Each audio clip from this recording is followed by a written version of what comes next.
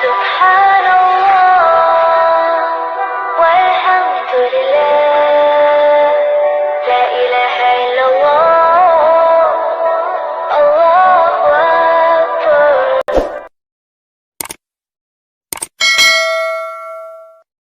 بسم اللہ الرحمن الرحیم. یسیر بن جابر بیان کرتے ہیں، ایک مرتبہ کوفہ میں سرخ آندھی آئی. ایک شخص جس کا تکیہ کلام یہ تھا، سنو اے عبداللہ بن مسعود، قیامت آ گئی. پھر عبداللہ بن مسعود ٹیک لگائے بیٹھے تھے، سنبھل کر بیٹھ گئے اور فرمایا، اس وقت تک قیامت نہیں آئے گی جب تک میراث کی تقسیم اور مال غنیمت کی خوشی کو ترک نہ کر دیا جائے. پھر ملک شام کی طرف ہاتھ سے اشارہ کر کے فرمایا، اہل اسلام کے دشمن جمع ہوں گے. آپ توجہ سے اس حدیث مبارکہ کو سنیں. عبداللہ بن مسعود نے شام کی طرف اشارہ کر کے فرمایا، اہل اسلام کے دشمن وہاں جمع ہوں گے، ان کے مقابلے کے لیے مسلمان جمع ہوں گے. ان میں سے کہا جائے گا کہ آپ سے ان دشمنوں سے مراد رومی ہیں. آپ نے فرمایا ہاں. اس جنگ کی شدت کی وجہ سے بہت سے لوگ بھاگ کر پلٹ آئیں گے. مسلمان ایک ایسا لشکر بھیجیں گے کہ وہ مر جائیں، کامیابی کے بغیر لوٹے نہ. مسلمان خوب جنگ کریں گے حتیٰ کہ ان کے درمیان رات کا پردہ حائل ہو جائے گا. یہ فریق لوٹ آئے گا، وہ فریق بھی لوٹ آئے گا. ان میں سے کسی کو غلبہ نہیں ہوگا. پھر پہلا دستہ ہلاک ہو جائے گا. مسلمان ایک اور دستہ بھیجیں گے، بغیر کامیابی کے نہ لوٹے، خواہ مر جائے.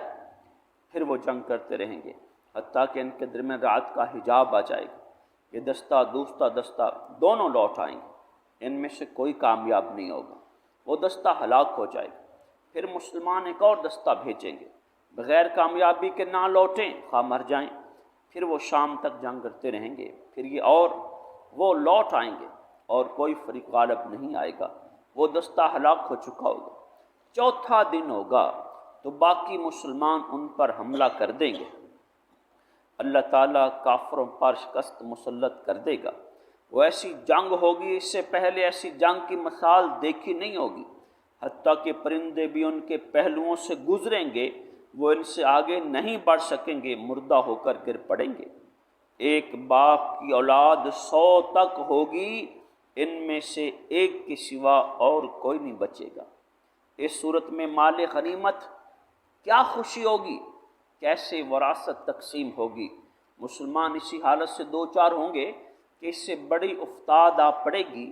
ایک چیخ سنائی دے گی، مسلمانوں کی اولاد میں دجال آ چکا ہے. ان کے ہاتھوں میں جو کچھ ہوگا اس کو چھوڑ کر اس کی طرف متوجہ ہوں گے. 10 گھوڑے سواروں کا ہراول دستہ بھیجیں گے. پیارے محبوب علیہ السلام نے فرمایا، میں ان سواروں کے نام، ان کے باپ دادا کے نام اور ان کے گھوڑوں کا رنگ جانتا ہوں. عروہ زمین کے بہترین گھوڑ سوار میں سے ہیں. میرے محبوب علیہ السلام کی یہ حدیث مبارکہ جو آج ہم پڑھ رہے ہیں، مسلمانوں، پیارے اہل اسلام ساتھیوں، پوری دنیا کے مسلمانوں، بہت شدت کے ساتھ ہمیں جھنجھوڑنے والی. آپ احباب جو خبریں سننے کی عادت رکھتے ہیں یا اخبار پڑھنے کی عادت رکھتے ہیں، میرے پاس تو یہ سہولتیں نہیں ہیں. ایک میرا آپ سے سوال ہے، آپ مجھے جو خبریں شوق سے سنتے ہیں اور ڈیٹیل سے روز سنتے ہیں باقاعدگی، آپ نے کبھی یہ جو روس کی یا دیگر جگہوں پر جنگوں کا حال یا مقام یا احوال ہیں، کبھی کسی پاکستانی چینل سے اس کے بارے میں سنا؟ ہاں، پاکستانی چینل سے کبھی سنا؟ پاکستانی چینل پر آپ ایک بات سنیں گے، کرسی والا کون ہے، کرسی کے خلاف کون. میں بڑے جملے میں کہہ دوں، وہ آرمی ہو، وہ سویلین ہو.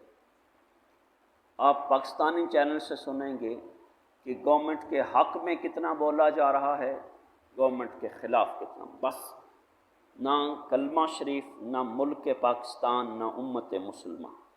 پورے جتنے بھی 10 چینل ہیں، 20 100 چینل ہیں، 150 کسی چینل پر جو اسلامی ہیں ان کی تو ہم الگ سے بات کرتے ہیں، باقی کسی چینل پر ہمیں عسکری صورتحال دنیا کی کا کوئی بھی خبر دینے والا نظر نہیں آتا۔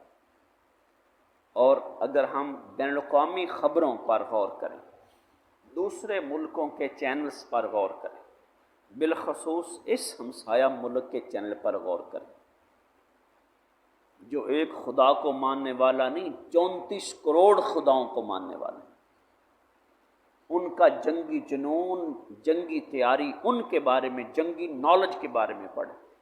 پوری دنیا کے ہر جنگی صورتحال کو انہوں نے اپنی یوں ہتھیلی پہ رکھا ہوا ہے، اور ایسے ایسے گن گن کے دیکھ کے وہ سارا سروے اور اینالائز کر رہے ہیں۔ میرے محبوب کی حدیث ہے، یہ حدیث نمبر 7153 ہے۔ پھر میں کہتا ہوں غور کریں، میرے محبوب نے فرمایا مسلمانوں کے دشمنوں کا مرکز شام ہوگا۔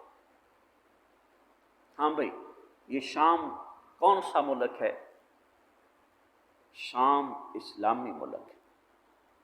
میں بیچ میں ایک اور حدیث سنا دوں، میرے محبوب نے فرمایا قیامت نہیں آئے گی جب تک مسلمان ترکوں سے جنگ نہ کریں، ان کے چہرے کوٹی ہوئی ڈھال جیسے، وہ بالوں کی جوتیاں پہننے والے ترک۔ ہم بڑی بڑی توقعات، پتہ نہیں کیا کیا، ہم دیکھو 2023 میں کیا ہوگا، میرے محبوب کی حدیث سنو کیا ہوگا۔ میرے آقا نے فرمایا تب تک قیامت نہیں آئے گی جب تک مسلمان ترکوں سے جنگ نہیں کریں گے۔ آپ خانہ پوری کر لیں، اس کا معنی خود نکال لیں۔ مسلمان ترکوں سے جب تک جنگ نہیں کریں گے۔ ترکی اسلامی ملک ہے، عوام الناس میں سے بہت سے لوگوں کی نگاہیں ترکی کے سارے معاملے پر لگی ہوئی ہیں۔ میرے محبوب نے فرمایا مسلمان ترکی سے جنگ کریں گے۔ کیوں بھائی، وہ بھی مسلمان، یہ بھی مسلمان، کیوں جنگ کریں گے؟ آپ اس کا فیصلہ کر لیں۔ میرے محبوب نے فرمایا سندھ، ہند، چائنا فتح ہوگا۔ یہ سندھ تو ایٹمی ٹیکنالوجی والا ہے جس میں یہاں بیٹھے ہیں آپ، کیوں مسلمان اسے فتح کریں گے؟ خانہ پوری کر لیں آپ۔ وہ بیٹھا ہے، امام مہدی کی فوجیں فتح کریں گی آپ۔ امام مہدی کی فوجیں، حدیث مبارکہ جسے ہم غزوہ ہند کہتے ہیں، غزوہ ہند کہتے ہیں، یہ علماء نے یا سوشل میڈیا نے، عوام الناس نے، یہ جو چینلز والوں نے پتہ نہیں کیسے کیسے کیا کیا باتیں کر دی ہیں، لیکن حقیقت کا آپ رخ دیکھیں۔ میرے محبوب کی حدیث مبارکہ سے امام مہدی کی فوج کا جو مشرقی حصہ ہوگا، جس کو امام مہدی کا نائب یا آپ کا مقرر کردہ chief of army staff commander وہ لیڈ کرے گا، وہ آ کے ہند کو فتح کرے گا، چائنا کو وہ آ کے فتح کرے گا، ترکی کو وہ آ کے فتح کرے گا۔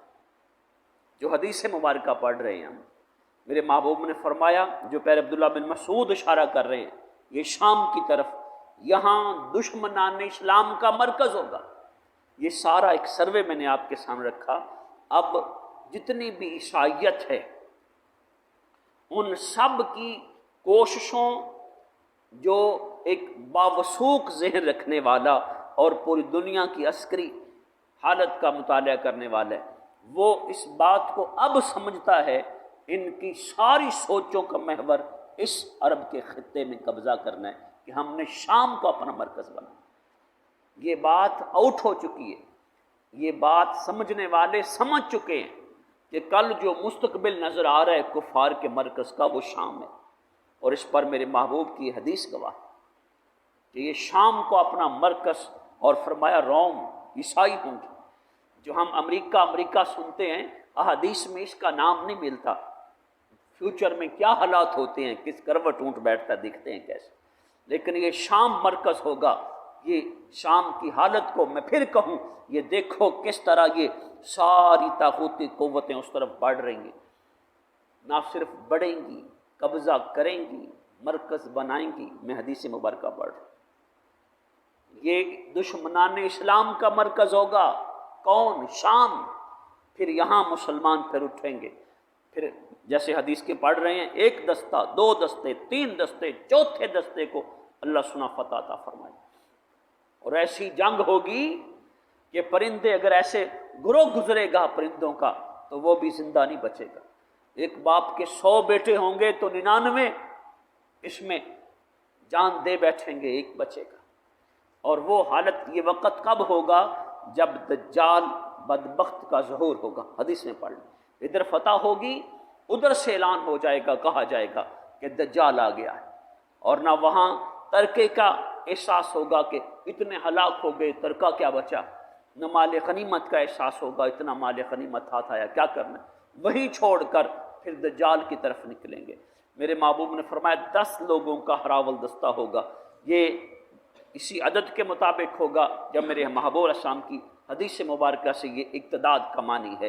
میرے محبوب نے فرمایا میں ان کے ناموں کو جانتا ہوں، ان کے باپوں کے ناموں کو جانتا ہوں، ان کے دادوں کے نام کو جانتا ہوں، ان کے گھوڑوں کے رنگوں کو جانتا ہوں، اور وہ دنیا کے بہترین گھڑ سوار ہوں گے۔ میں آپ سے پھر سوال کرتا ہوں ایک اویسی نالج کے لیے، یہ جو دجال کے خلاف اٹھیں گے یہ کہاں سے 10 گھڑ سوار نکلیں گے؟ ہندوستان کے پار سے آئیں گے؟ جو حدیث کا ہم ربط دیکھیں تو جو وہاں جنگ کرنے گئے تھے، جن کو اللہ نے فتح نصیب کی، وہاں سے چلیں گے، وہاں سے 10 گھوڑ سوار چلیں گے۔ یہ 10 گھوڑ سوار سے مراد اس دور میں کیا گھوڑے ہوں گے، کیا رنگ ہوں گے، کیا معاملہ ہوگا، یہ بعد کا مسئلہ، اس وقت کی ٹیکنالوجی پر میرے محبوب کی حدیث کو ہم دیکھیں گے، تجزیہ کریں گے۔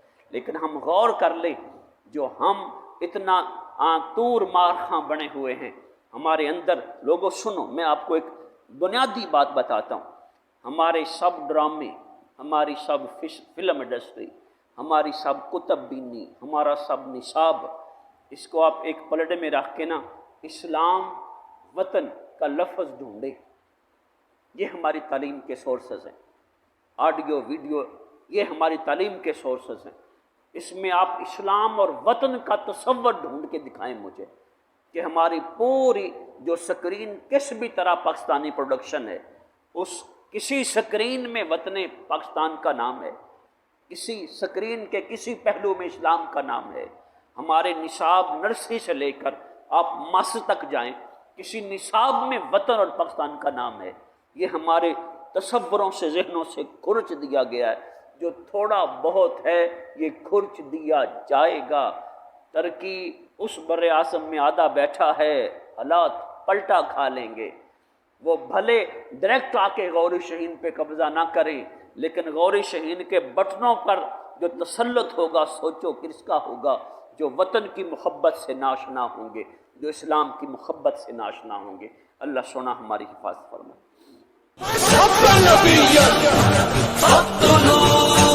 لبیک لبیک لبیک